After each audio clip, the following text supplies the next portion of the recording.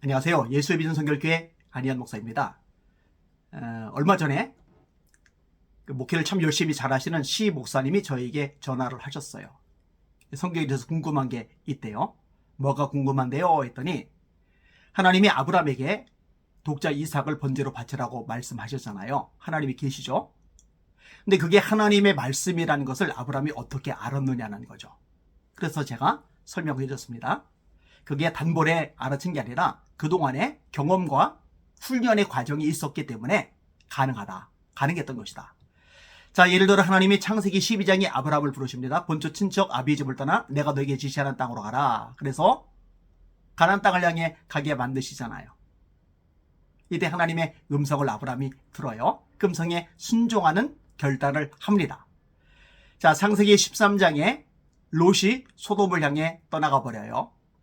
아들이 없던 아브라함, 아버지 없던 롯, 아버지처럼 아들처럼 그렇게 가까이 지냈는데 재산 문제 때문에 트러블이 생기면서 이렇게 결별하게 된 거예요.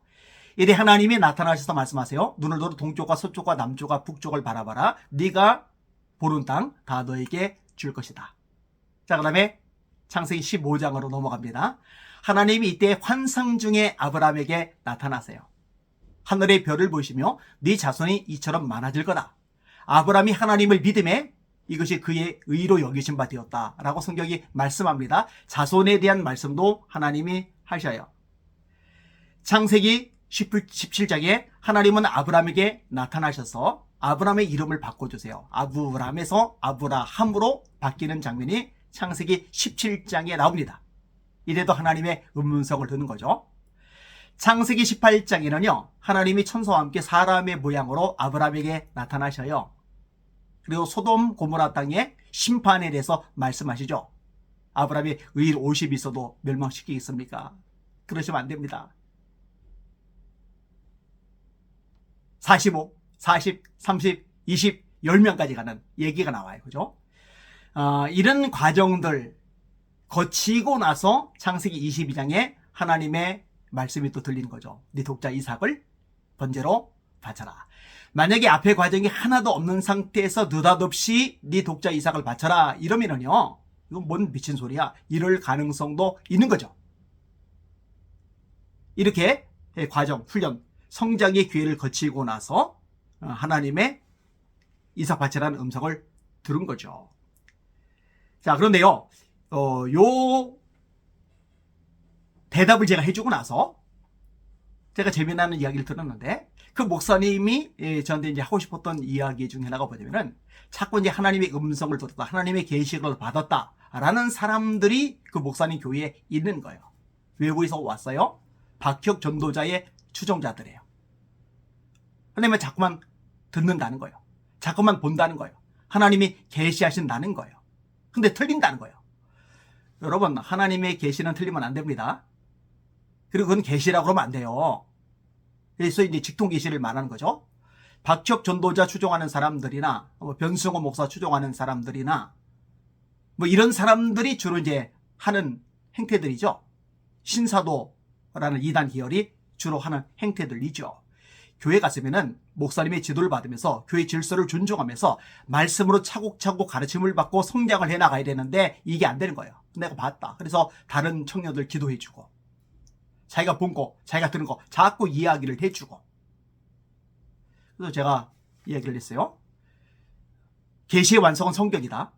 하나님의 말씀은 성경이 완성되고 이 성경이 주어진 다음에는 모든 기준은 이 성경이다. 본 것도 들은 것도 감동을 받은 것도 하나님의 말씀 성경으로 분별을 해야 된다. 그런데 그게 잘 안 되는 거예요. 자, 얘기가 계속 더 전개가 돼 나가요. 그러면 이제 박혁 전도자, 이 사람을 통해서 나타나는 표적들은 뭐냐? 귀신들도 나가지 않냐? 병자들도 고침받지 않냐? 제가 그래서요, 또 말씀을 이야기해 줬어요. 마태복음 5장과 6장과 7장을 산상수훈이라고 합니다. 예수님의 가르침의 엑기스죠. 결론이 마태복음 7장인데 끝나기 직전에 예수님이 이렇게 말씀하세요. 제가 그 시 목사님에게 얘기해 드렸어요. 암송해 드렸어요. 그날에 많은 사람이 나에게 이르되, 소수가 아니에요, 일부가 아니에요, 많은 사람이 나에게 이르되 주여 우리가 주의 이름으로 선지자 노릇하며 주의 이름으로 귀신을 쫓아내며 주의 이름으로 많은 권능을 행치 아니하였나이까. 근데 내가 그들에게 밝히 말하되 내가 너희를 도무지 알지 못하니 불법을 행하는 자들아 내게서 떠나가라 하리라. 예수님의 이름으로 선지자 노릇했어요. 예수님의 이름으로 귀신을 내쫓았어요. 예수님의 이름으로 권능을 한두 번만 나타내도 능력이 종이라고 추앙받을 텐데, 난리 버거지가 일어날 텐데 수많은 권능을 나타냈어요. 근데 예수님은 나 너 몰라, 너 누구냐, 내게서 떠나가라.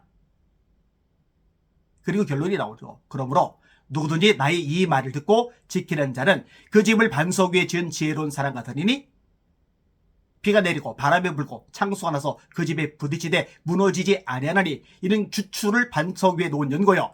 누구든지 나의 이 말을 듣고 지키지 않는 자는 그 집을 모래 위에 지은 어리석은 사람 같으니 비가 내리고 바람이 불고 창수가 나서 그 집에 부딪히되 무너짐이 심하리라. 말씀이에요. 말씀을 듣고 지키는 것, 그게 본질이죠.